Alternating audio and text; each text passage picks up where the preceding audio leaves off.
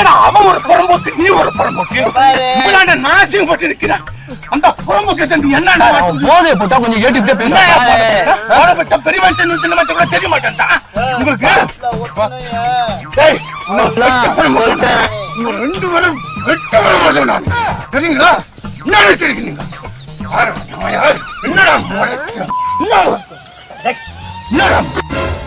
ஐயா ஐயா ஐயா